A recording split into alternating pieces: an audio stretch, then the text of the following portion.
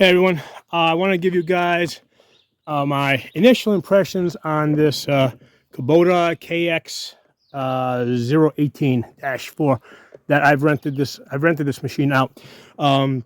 So I got this. I did a video where a video where I'm trailering it in. Um, I, I got this primarily because I wanted to dig out my fish pond a little bit deeper. Okay. And it did pretty good. Digging into soft, wet soil, yeah, this thing works great. Digging into hard dirt that's been compacted over thousands of years, yeah, you would do better with a heavier machine. So this is a 3,800-pound machine. Now the reason why I got this one is because combination of the machine plus my trailer, it maxes out the capacity on my Toyota Tacoma. Okay, that's a 6-cylinder. So if you're driving like a Ranger or a like a Tacoma, this is a good size machine to rent out because it's gonna keep you inside your max capacity. Make sure you've got a transmission temperature gauge, which I do. I got the scan 2 gauge, and make sure that when you're driving it, the temperature doesn't go above 220 degrees Fahrenheit for long. Like it did go up to like 235, but it didn't stay there long, and basically just back off on the speed a little bit. So on the highway, I was doing like something like 40 to 45 miles per hour, and I was able to keep that that temperature at like at 220 or just or below, somewhere between 210 and 220. Okay, so I've been on this now. Make sure that's right. Yeah, I've been on this for about 6 hours now. So I actually dug out this whole thing over here with a 35,000-pound excavator many years ago. So I've been on excavators before.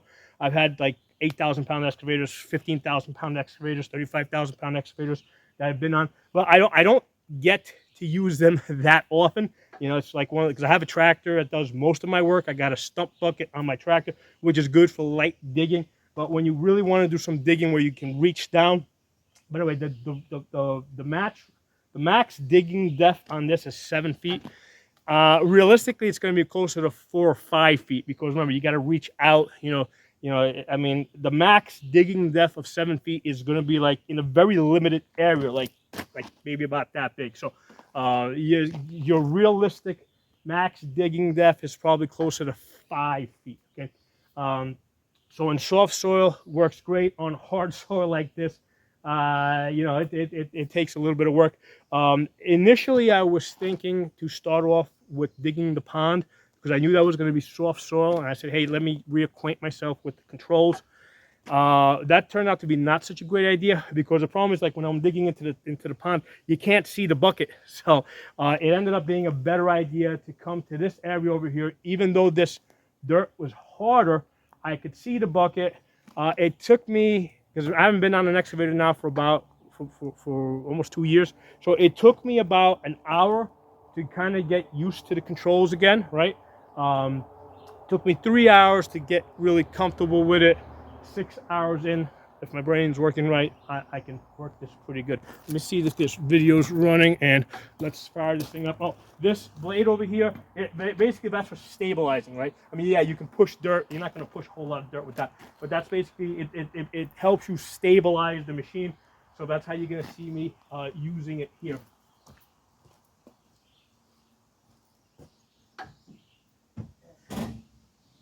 It's nice that the windows open up. I mean, it has air conditioning, but I didn't even use the air conditioner.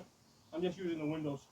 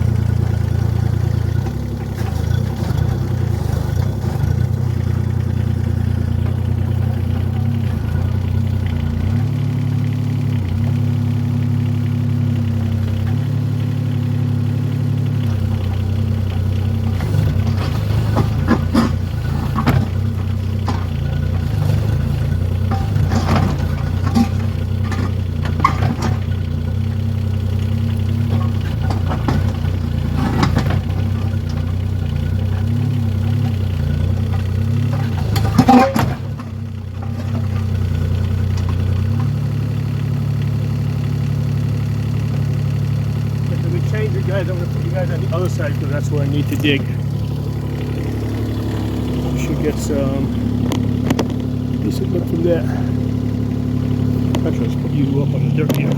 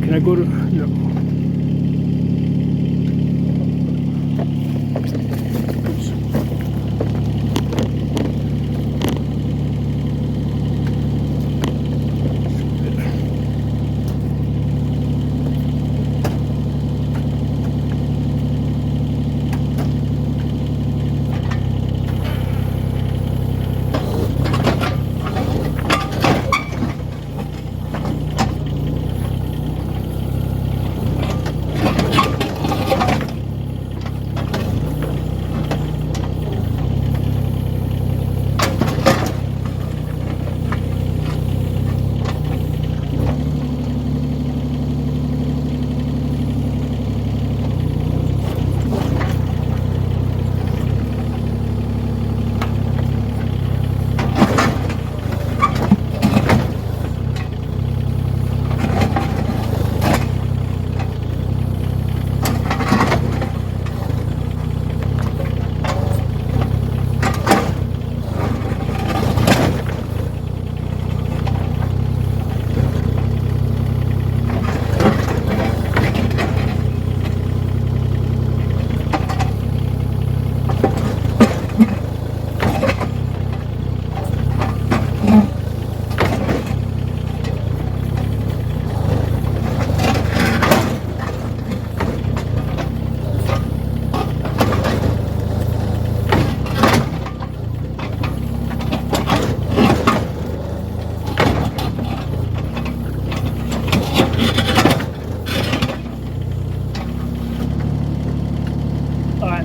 Basically, I just wanted to give you guys a look-see at what this thing looks like when it's digging into hard stuff. Okay, so 38,000 pound machine.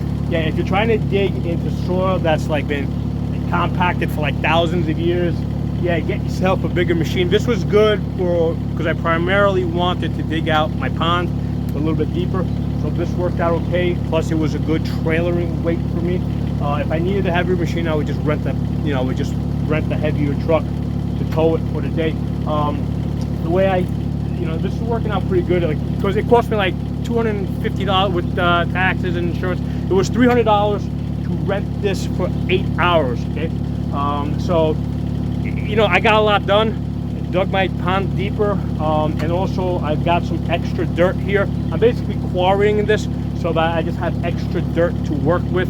Now, obviously this is good for digging. It's not good for picking up dirt and moving it. So I'm going to come back with my tractor and then use the front loader to move this. Okay, so you kind of need both if that's what if you want to quarry dirt and store it and stockpile it and be able to use it. All right, I gotta get this. Actually, I'm getting close to my return time here, so I'm gonna get this finish up here and get this machine washed up. Hey everyone, I thought I'd give you a side-by-side with my tractor. That's the Kubota L3900. So my Kubota, this machine, it's kind of weird. It's like, actually it looks bigger, but with the loader and the weights in the, I think it comes up to, plus the weight, basically with this I'm close to about 6,000 pounds, because I got 1,000 pounds of weight on the back. One of the things that kind of caught me by surprise, I mean, this thing's got a 12-inch bucket. Okay, it's like amazing how much more dirt this bucket, my front loader holds, because what happened is, like, last night when I was working with this, it took me, like, let's say like 3 hours to dig out a bunch of dirt with this with the bucket on the mini excavator, and it took me like 15 minutes today, like, just move all that dirt. Okay, so yeah, I mean, yeah, these buckets don't hold a whole lot of dirt. By the way, I gotta get this washed up and gotta get it on the trailer and get it out of here.